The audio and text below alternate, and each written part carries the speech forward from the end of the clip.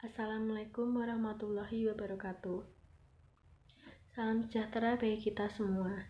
Pertama-tama saya panjatkan puji syukur kepada Allah Subhanahu wa Ta'ala yang telah melimpahkan rahmat dan karunia-Nya kepada kita.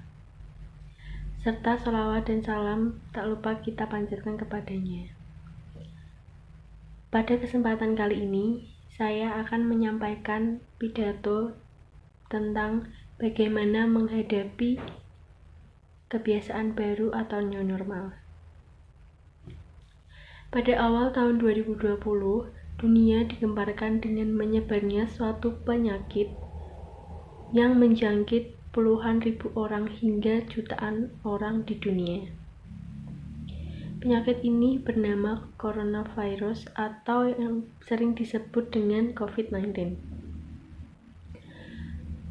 Penyakit ini pertama kali muncul pada akhir tahun 2019 di Wuhan, China. Penyakit ini disebabkan oleh coronavirus sindrom pernafasan akut 2. Di Indonesia sendiri, COVID-19 pertama kali teridentifikasi pada 2 Maret 2020. Dan dari situlah menyebarnya COVID-19 di Indonesia. Dalam upaya memutus rantai penyebaran COVID-19 di Indonesia, pemerintah telah mengeluarkan kebijakan tentang protokol-protokol kesehatan yang harus diikuti oleh masyarakat di Indonesia, yaitu mulai dari physical distancing atau saling menjaga jarak, menggunakan masker jika keluar rumah, membawa hand sanitizer, selalu mencuci tangan, membawa alat makan sendiri, sampai pembatasan sosial berskala besar atau PSBB yang dilakukan di daerah-daerah. Pada pertengahan tahun 2020, pandemi COVID-19 belum juga berakhir. Masyarakat dihimbau oleh pemerintah untuk menerapkan adaptasi kebiasaan baru. Presiden meminta masyarakat untuk hidup berdampingan dengan COVID-19 karena pandemi ini diperkirakan akan terus bersama dalam keseharian masyarakat. Dalam melakukan kebiasaan normal ini, pemerintah juga terus menekankan kepada masyarakat untuk selalu mentaati protokol-protokol kesehatan yang telah diberikan, yaitu diantaranya selalu memakai masker jika di luar rumah atau di tempat umum. Yang kedua, selalu mencuci tangan dengan air bersih atau menggunakan hand sanitizer dengan kadar alkohol minimal 60%. Masyarakat juga dihimbau untuk tidak bertukar barang dengan orang lain, seperti alat makan, dan jika tidak ada kepentingan mendesak, masyarakat juga dihimbau untuk keluar rumah. Dan yang terpenting adalah selalu menjaga jarak dan menghindari kerumunan. Adaptasi kebiasaan baru ini ditujukan agar masyarakat dapat melakukan kegiatan seperti biasanya, tetapi tetap mengutamakan protokol kesehatan agar masyarakat lebih produktif dan lebih sehat. Adaptasi kebiasaan baru ini akan dilakukan secara menyeluruh dalam berbagai bidang, yaitu bidang ekonomi, bidang sosial, bidang pendidikan, bidang kesehatan. Tak hanya di Indonesia saja yang melaksanakan adaptasi kebiasaan baru ini, di negara-negara yang lain juga sudah ada yang melaksanakan adaptasi kebiasaan baru seperti ini. Contohnya di Australia.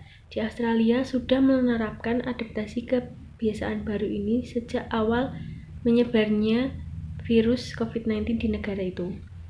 Di Singapura juga sudah melaksanakan adaptasi kebiasaan baru ini. Seperti contoh, di Singapura sudah mal-mal dan bioskop-bioskop sudah dibuka dengan catatan pelaksanaan protokol kesehatan yang harus dijalani. Dimulai dari rumah, kita juga bisa langsung menerapkan adaptasi kebiasaan baru ini dengan protokol-protokol kesehatan yang telah disarankan. Contohnya, sering bercuci tangan dengan air bersih, dan langsung mandi setelah kita keluar dari rumah. Juga berlaku pada saat kita bekerja.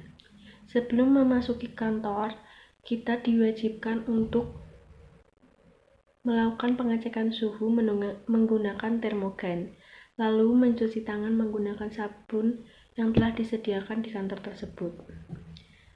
Sebelum para karyawan melakukan kegiatan di dalam kantor tersebut, sebaiknya kantor disemprot dengan disinfektan terlebih dahulu untuk mensterilkan ruangan. Dan di tempat kerja, di swalayan dan di mal pun juga mengikuti protokol kesehatan dengan pengecekan suhu menggunakan termogan kepada pelanggan sebelum masuk dan mencuci tangan terlebih dahulu. Tidak hanya pelanggan atau pembeli, pekerja yang berada di swalayan maupun di mal juga menggunakan masker dan face shield. Hal ini juga salah satu cara dalam pencegahan COVID-19 di Indonesia. Sebisa mungkin kita juga tidak boleh melepaskan masker pada saat di tempat umum. Dan diusahakan jika makan di tempat umum lebih baik dibawa pulang atau take away untuk meminimalisir penyebaran COVID-19. Kebiasaan baru ini harus kita lakukan secara terus-menerus agar tercipta kehidupan yang lebih sehat dan produktif. Jika kebiasaan ini tidak dilakukan dengan disiplin atau dalam artian yang melakukan hanya satu kelompok saja, maka dapat menyebabkan wabah gelombang kedua, atau bisa dikatakan wabah ini akan semakin parah. Kita juga harus menghilangkan kebiasaan-kebiasaan kita yang dahulu seperti bercipika-cipiki, bersalaman, atau berpelukan dengan teman-teman atau orang-orang yang kita kenal. Itu kita harus hilangkan untuk mencegah penularan lebih bahayanya lagi dari COVID-19 ini. Tentunya dalam melaksanakan adaptasi kebiasaan baru ini, ada beberapa orang atau masyarakat yang mungkin belum disiplin dalam mentaati protokol kesehatan yang telah disarankan. Ada juga yang tidak melakukannya. Orang atau masyarakat yang tidak melakukan protokol kesehatan ini akan diberikan sanksi sosial, atau bahkan bisa mendapatkan sanksi denda ataupun sanksi kurungan penjara.